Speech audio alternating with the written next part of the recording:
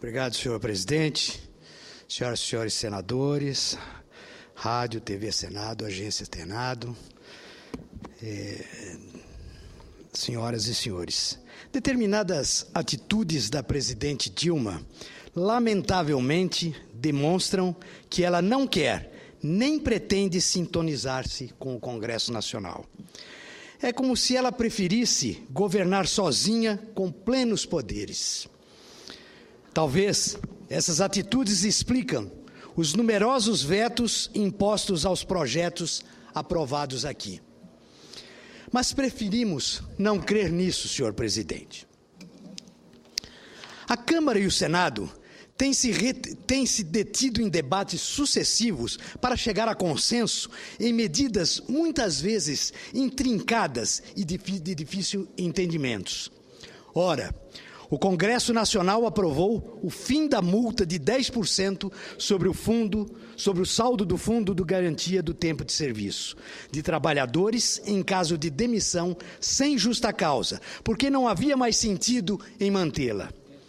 A multa foi instituída por uma lei complementar em junho de 2001 e, na prática, elevou a multa paga pelas empresas nas demissões sem justa causa.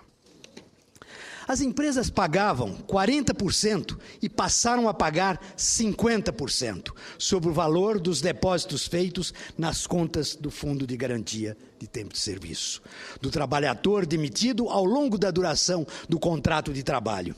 O adicional de 10% foi criado para que se conseguisse cumprir a determinação do Supremo Tribunal Federal após anos de brigas judicial entre o governo e entidades sindicais.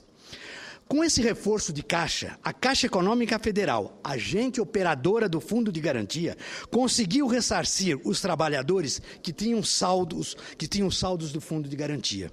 Embora o governo administre o Fundo de Garantia, na verdade, foi transferido apenas para a iniciativa privada o ônus resultante das inúmeras ações na Justiça que garantiram o direito de correção do saldo das contas individuais do Fundo de Garantia por tempo de serviço decorrente dos planos Verão e Collor.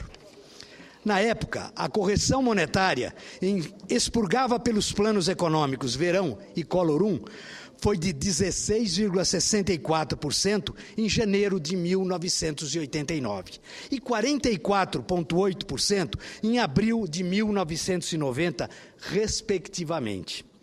Nada mais justo, portanto, que a cobrança dos 10% de multa terminasse uma vez que as contas do Fundo de Garantia já haviam sido equilibradas. Foi exatamente esse o entendimento do Congresso Nacional a aprovar o fim de uma contribuição onerosa para o setor produtivo. Tanto é que o presidente da Federação das Indústrias do Estado do Rio de Janeiro, FIRJAN, Eduardo Eugênio Gouveia Vieira, reuniu-se com o ministro da Fazenda, Guido Mantega, e pediu que o projeto não fosse vetado. Mas, nesse governo, não adianta explicar nem poderar. Há uma espécie de ranço contra a classe empresarial. E isso no momento crítico em que os empreendedores precisam de incentivo à produtividade. A presidente conhece os problemas, mas não se mostra sensível a essa necessidade de desonerar a indústria, os serviços e o comércio como um todo. Aí veta o projeto e diz em mensagem publicada no Diário Oficial da União que a extinção da multa é contrária aos interesses públicos porque reduziria em 3 bilhões por ano a receita do Fundo de Garantia por Tempo de Serviço.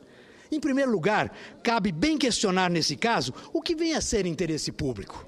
Ora, se o rombo foi coberto com o pagamento do valor adicional de 10%, presidente, não há razão para continuar a cobrá-lo.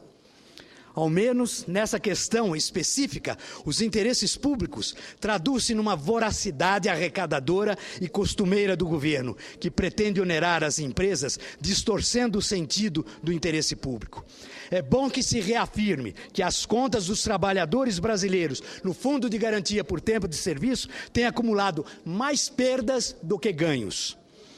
Vejam bem que temos plena consciência da função social do Fundo de Garantia e do Fundo de Investimento do Fundo de Garantia.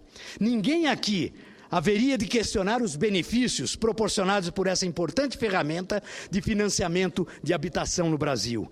É indiscutível que há um fardo pesado sobre as costas do trabalhador, mas no caso específico da multa de 10%, é indiscutível também que o fardo recai sobre o setor produtivo. Por isso, entendemos que temos o dever e a obrigação de derrubar o veto da presidente Dilma ao projeto que põe fim à multa de 10% sobre o saldo do Fundo de Garantia de Tempo de Serviço. O Congresso Nacional fará um grande serviço à nação se derrubar esse veto com a força, com a forma não só de fazer justiça ao setor produtivo, mas também de estimular a presidente a manter um diálogo mais aberto com o Legislativo. Muito obrigado, senhor presidente.